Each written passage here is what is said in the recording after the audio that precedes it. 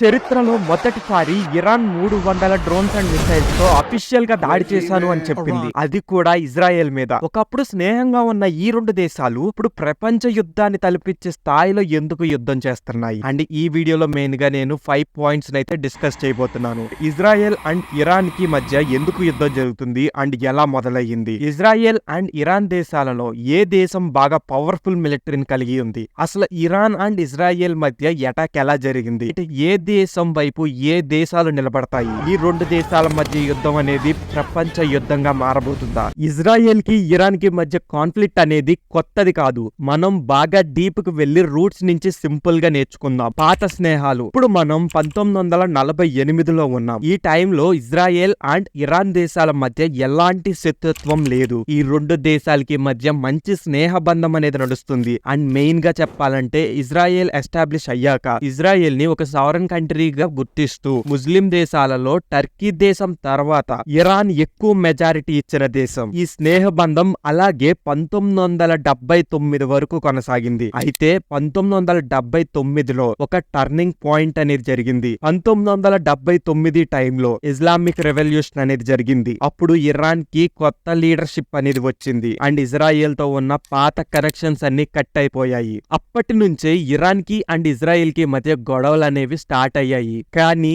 ఎప్పుడు కూడా ఇరాన్ తన సొంత భూభాగం నుండి ఇజ్రాయెల్ ని గాని మరి ఏ దేశాన్ని కూడా ఎప్పుడు అటాక్ చేయలేదు. కానీ ఇరాన్ స్థాపించిన హమాస్, హెజ్బొల్లా అండ్ హౌతీస్ అనే గ్రూపులతో అటాక్స్ చేయించేవాళ్ళు. అండ్ ఈ గ్రూప్స్ కి ఇరాన్ అఫీషియల్ గా ఫైనాన్షియల్ ఫండింగ్ చేస్తుంది. ఎందుకంటే ఒకసారి ఇరాన్ కి ఇరాక్ కి జరిగిన యుద్ధంలో రెండు దేశాలు నువ్వా నేనా అన్నట్టు తలపడ్డాయి. సో ఈ యుద్ధం తేలేలాగా లేదు అని చెప్పి రెండు దేశాలు సీజ్ ఫైర్ కి ఒప్పుకున్నాయి. ఎందుకంటే ఈ రెండు దేశాల పవర్లు అనేది ఈక్వల్. ఇద్దరికి సేమ్ అమౌంట్ ఆఫ్ డ్యామేజ్ అనేది అయ్యింది. అప్పటి నుంచి ఇరాన్ కోలుకోవాలి కాబట్టి డైరెక్ట్ గా ఏ దేశం మీద కూడా యుద్ధం చేయలేదు. ఇందాక చెప్పినట్టుగా హమాస్, హెజ్బొల్లా, హౌతీస్ నుంచి అయితే వాళ్ళు అటాక్స్ చేయించేవాళ్ళు. బట్ చరిత్రలో మొదటిసారి ఇంత ఓపెన్ గా అటాక్ చేశాము అని అయితే ప్రకటించారు. అసలు ఇజ్రాయెల్ మీదకి ఇరాన్ ఎలా అటాక్ చేసింది? ఇరాన్ ఇజ్రాయెల్ మీదకి 185 డ్రోన్స్ తో అటాక్ చేసింది. అండ్ దాదాపు 103 మిసైల్స్ తో అటాక్ చేసింది. And 36 cruise missiles and 7 ballistic missiles తో అయితే అటాక్ చేసింది. అందులో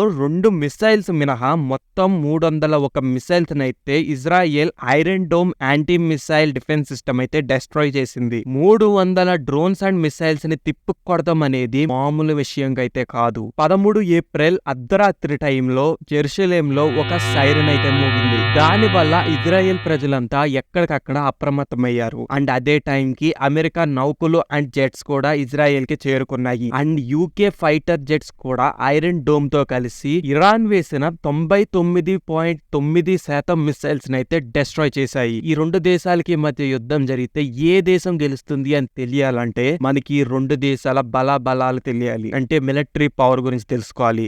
ఇజ్రాయెల్ అండ్ ఇరాన్ ఈ రెండు దేశాలలో ఏ దేశం పవర్ఫుల్?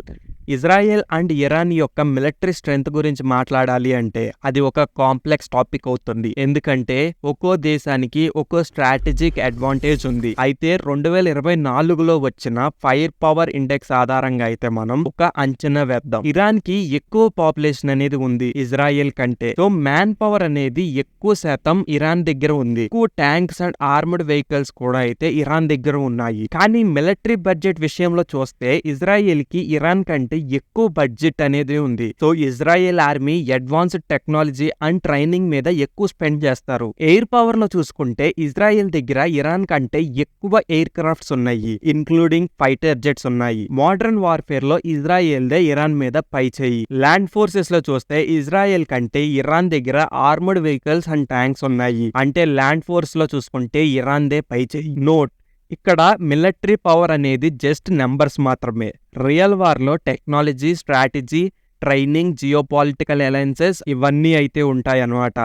అలాగే ఈ 2 కంట్రీస్ కూడా వేరే కంట్రీస్ సపోర్ట్ అయితే గట్టిగా ఉంది. అలాగే ఇప్పుడు మనం ఇజ్రాయెల్ కి ఎవరు సపోర్ట్ చేస్తారు అండ్ ఇరాన్ కి ఏ ఏ దేశాలు సపోర్ట్ గా వస్తాయో చూద్దాం. అండ్ మెయిన్ గా మన ఇండియా ఎవరికి సపోర్ట్ చేస్తుందో కూడా చూద్దాం. ఇజ్రాయెల్ కి యునైటెడ్ స్టేట్స్ సపోర్ట్ అయితే గట్టిగా ఉంటుంది. And Germany, Canada, France, Britain సపోర్ట్లు కూడా ఎక్కువగా ఉంటుంది. అండ్ ఇరాన్ దేశం చూసుకున్నా కూడా రష్యా నుంచి ఎక్కువ సపోర్ట్ అయితే ఇరాన్ కు ఉంటుంది. అండ్ ఆల్సో ఇరాన్ స్థాపించిన లెబనాన్ లోని హెజ్బొల్లా అండ్ సిరియాలోని ఆస్టాడ్ అండ్ పాకిస్తాన్లోని హమాస్, హౌతీస్ ఇలాంటివి అయితే సపోర్ట్ గా ఇరాన్కి వస్తాయి. మరి ఇండియా ఏ దేశాన్ని సపోర్ట్ చేస్తుంది అంటే ఇండియాకి ఇజ్రాయెల్ తో కూడా కొన్ని డిఫెన్స్ అండ్ సెక్యూరిటీలో స్ట్రాటజిక్ ఒప్పందాలు అయితే ఉన్నాయి. అండ్ ఇరాన్ దేశంతో చూసుకున్నా కూడా ఎకనామిక్ ఇంట్రెస్ట్ తో పాటు రీజనల్ కోఆపరేషన్ కూడా ఉంది. కాబట్టి ఈ 2 దేశాలకి మధ్య యుద్ధం జరిగితే ఇండియా గవర్నమెంట్ ఏ దేశానికి సపోర్ట్ చేస్తుంది అనేది ఒక కాంప్లెక్స్ టాపిక్. ఆ డిసిషన్ అయితే ఇప్పుడు ఇండియా గవర్నమెంటే తీసుకోవాలి. మరి ఇజ్రాయెల్ అండ్ ఇరాన్ కి మధ్య జరిగే యుద్ధం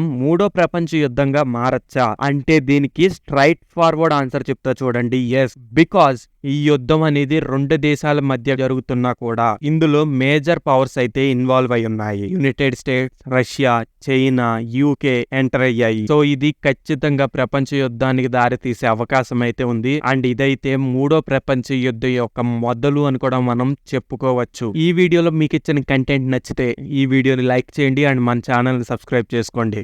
సో మళ్ళీ వచ్చే మంచి ఇన్ఫర్మేటివ్ కంటెంట్ ఉన్న వీడియోతో కలుద్దాం. బాయ్.